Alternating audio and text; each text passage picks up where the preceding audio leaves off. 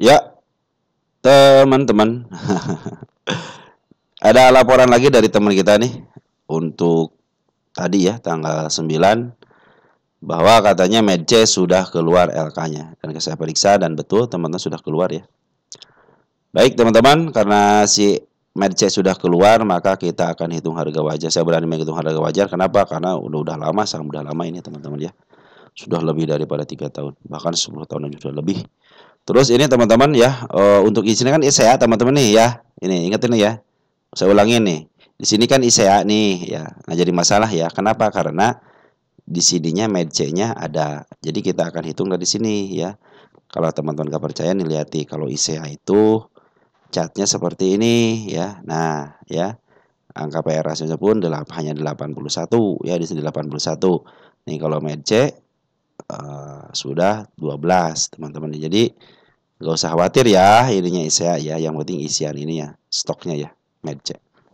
Baik teman-teman, sebelum kita ngobrol kemana-mana, saya ucapkan terima kasih juga kepada teman-teman yang senantiasa memberikan support ya, baik yang like, yang nge-share, yang telah memberikan komentar pun luar biasa. Tanpa ada teman-teman, video yang saya bagikan itu tidak ada manfaatnya.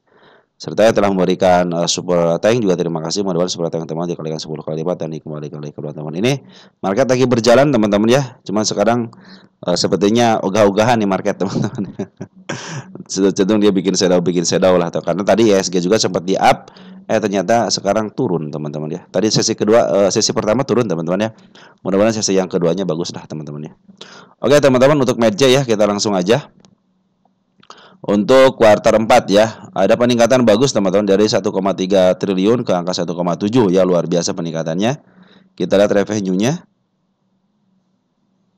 Nah, untuk revenue-nya perhatikan teman-teman ya, dari 8,8 ke 11. Artinya ada peningkatan, teman. Lebih bagus ya, kuartal 4-nya bagus. Oke, kita lihat EPS-nya. EPS-nya tahun kemarin 203, sekarang 236. Berarti 36 perak ya, kenaikannya luar biasa ya. Kita lihat deh untuk kuartal satunya cenderung bagian 1,2, 1,1 menurun, 563 miliar ke 2,1 triliun meningkat, 1,9 ke 843 menurun ya. Dan kuartal 4-nya bagus ya, 135 ke 1,7 kalau digabungkan ya, 5,1 ke 5,9 ada peningkatan teman-teman ya. Nah, untuk PR ratio perhatikan 3,94. Nah, ini 12 berarti sekarang posisi murah teman-teman, posisi murah teman-teman, walaupun secara pundacat base posisinya masih di atas harga mahalnya, tapi secara hitung-hitungan ya masih posisi murah. Kenapa? Karena rata-ratanya 12 sekarang dijual di angka 3 teman-teman, cenderung murah. Nah, belum tentu murah teman-teman kalau kita belum tahu berapa sih hasilnya gitu kan untuk harga wajarnya. Nah, kita lihat PBB-nya dia angka 0,68 teman-teman ya. Rata-ratanya berapa coba? 0,68 ini 1,09, berarti cenderung murah juga teman-teman ya, di bawah harga wajar, di bawah harga rata-ratanya 0,68 ya. Terus untuk revenue, maaf. Untuk harga bukunya 1.300, sekarang 930, di bawah 1.000 ya, cenderung murah teman-teman ya. Untuk DER-nya, nah ini DER-nya teman-teman 1,63, artinya hutangnya di atas equity-nya, juga harus hati-hati teman-teman ya. Tapi kalau ada kemampuan untuk membayar silahkan aja gitu kan. Ini ya hutang jangka panjangnya 40, artinya jangka panjang. Kalau tadi kan saya jangka panjangnya 40 gede gitu. Kalau ini jangka panjangnya yang gede teman-teman, long term debt ya, artinya jangka panjangnya untuk short-nya 36. Kalau nama masih bisa dibayar lah teman-teman ya. Ya kalau jangka panjang kan masih jauh teman-teman ya. Terus untuk ROI-nya berapa? ROI-nya 17,34, artinya bagus. 7,34% melebihi rata-ratanya teman-teman ya, ataupun standarnya. Dia bagian dividen ya, dia bagian dividen 45 perak teman-teman, atau payout ratio-nya sekitar 20,53%. Nanti kita hitung juga ya berapa potensi dividennya. Baik teman-teman, kita akan hitung berapa sih harga wajarnya. EPS-nya kita punya 236,13. 236,13 ya, dikalikan dengan PR rasio rata-ratanya 12,17 ya, 12,17. Berapa hasilnya? Di 2.873 teman-teman ya sekarang. Wow, berarti jauh banget teman-teman ya dari harga sekarang ya. Kita hitung lagi berdasarkan rumus PBP, kita butuh harga buku 136187 ya, 136187, 1361.87 ya. 1361 dikalikan dengan PBP rata-rata selama 3 tahun berapa? 1,09 ya, 1,09 di angka 1.400 teman. Jadi berdasarkan rumus PBP ataupun berdasarkan rumus PE rasio masih dalam posisi murah karena sekarang harganya cuma 930 perak teman-teman ya.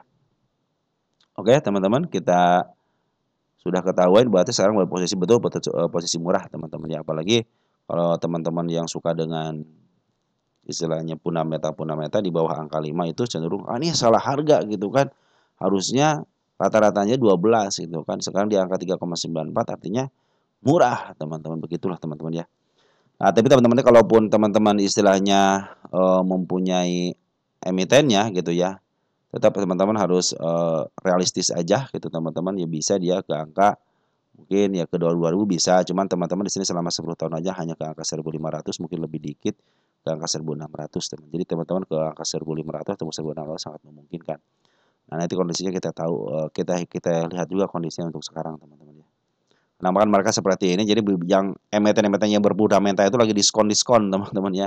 Mungkin teman-teman tinggal cara ngambilnya di mana, nanti kita teman-teman lihat untuk di lukisan market makernya. Nah, kita akan hitung dulu berapa sih kemungkinan dividennya ya. Kita pakai rumus yang pertama ya, kita pakai payout rasionya untuk tahun kemarin ya, kita cek 23613 236.13 dikalikan dengan payout rasio tahun kemarin 20,53 sini 20,53%. 20,53%. Nah, jadi saya bilang teman-teman, kita akan berinvestasi itu semudah-mudahnya teman. Kita cari yang termudah lah, jangan mempersulit diri gitu ya.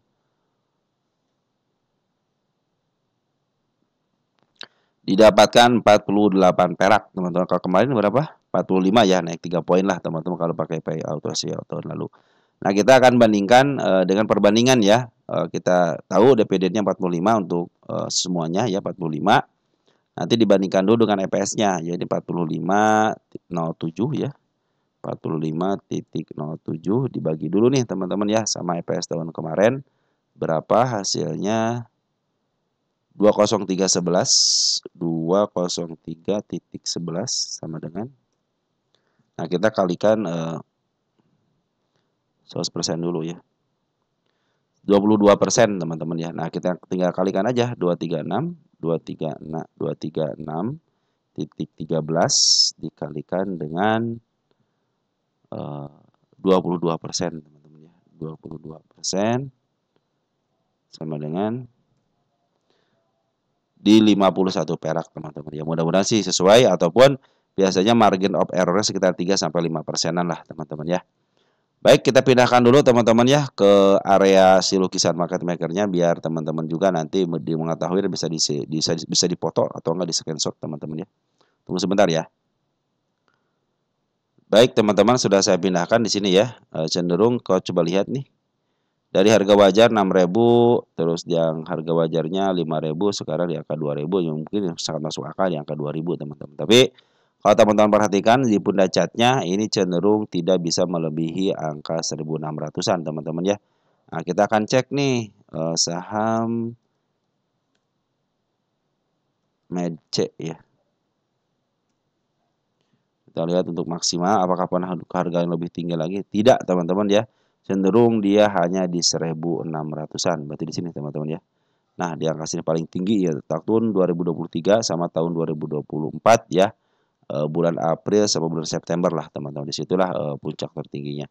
Ini bulan berapa ini? Bulan Maret ya teman-teman ya. Maret sudah lewat. Nah, teman-teman kalau perhatikan ya, kemarin kan sama juga karena bukan dividend trap lagi.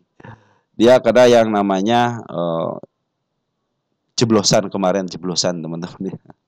Dia open bawah teman-teman atau kanal si Malakama. Nah, ini target penurunannya sudah dijeblos 1 ya. Kemarin juga sudah mulai tersentuh ya, 2 di 887 sama di angka 876. Mulai tersentuh sama shadow ya. Nah, masih ada di angka 838. Nah, dia juga meninggalkan jejak penurunan teman-teman ya. Walaupun berfundamental baik, kalau pengen turun ya turun aja teman. Kenapa turun? Pingin aja teman, pingin turun ya. Nah, ini target kenaikan kembali sudah ditutup dengan shadow, tapi saya pikir saya tidak akan cabut. Tetapi karena dia meninggalkan jejak kenaikan, teman-teman, maka akan saya kasih di sini di angka gapnya kita hapus yang ini. Nah, seperti itu teman-teman ya. Apabila dia bisa menembus angka gapnya di 1024, artinya dia mau menutup dulu ya. Walaupun dia tidak, kalau dia tidak mau jebol ya, ataupun istilahnya tidak mau ke atas melebihi target yang saya targetkan di angka 1024 ke angka 1065, berarti dia masih posisi downtrend, tidak mampu nanjak teman-teman ya. Seperti itu teman-teman. Ini juga masih area masih PR-nya masih ada lah teman-teman ya. Sampai ke angka 836, ada lagi nggak di 733. Saya pikir sih sudahlah sampai sini. Mungkin nanti koreksi bisa sampai ke angka 897 ataupun di bawahnya dikit nggak jadi masalah. Bahkan sampai ke angka 862 ataupun ke 835 nggak jadi masalah. Karena berfundamental baik. Satu berfundamental balik. Yang kedua secara TA pun masih posisi downtrend. Jadi teman-teman harap santai saja. Pasti kejemput teman-teman, pasti kejemput teman-teman yang nyangkut di harga 1100 masih kejemput. Karena sekarang posisinya lagi downtrend, sabar saja. Kecuali kalau teman-teman suka investasi ya cenderung kalau investasi teman-teman ya saya bikin investasi aja gitu kan. Teman-teman beli harga pucuknya nggak jadi masalah. Teman-teman tinggal teman-teman contoh investasi mau 100 juta, kecil 100 juta. Pertama masuk di harga pucuk 10 juta. Kedua masuk harga di harga tengahnya 10 juta.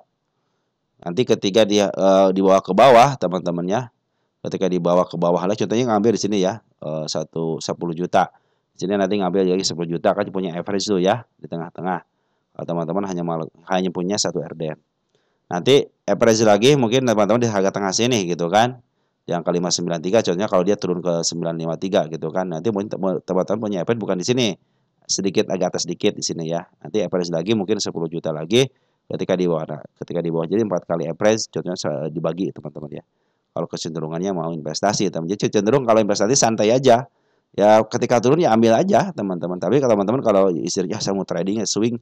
Nah kalau mau swing teman-temannya upayakan teman-teman belilah emiten-emiten yang sudah mulai di bawah harga tengah. Artinya sudah mulai murah. Teman-teman kalau lihatin fundamental, pertama lihatin fundamental dulu ya. Untuk swing pun harus lihat fundamental dulu, jangan asal masuk aja. Terus teman-teman kalau mau masuk berpikir dulu sebelum kalau teman-teman melakukan entry sama jari-jari teman-teman ya. Terus walaupun swing teman-teman ini udah di harga tengah nih. Teman-teman ingat, seorang bandar itu bisa memainkan psikologis. Masih ada di sini teman-teman perhatikan. Dia teman-teman beli di harga tengah, tiba-tiba bawa ke bawah gimana? Hah? Apakah akan ke atas atau akan biarkan? Tiba-tiba diangkat ya di sini nih ke angka 1095. Mau ke atas. Tiba-tiba bukan ke atas malah ke bawah. Malahan melebihi istilahnya melebihi penurunan yang ketika kita beli. Teman-teman akan ke atas enggak?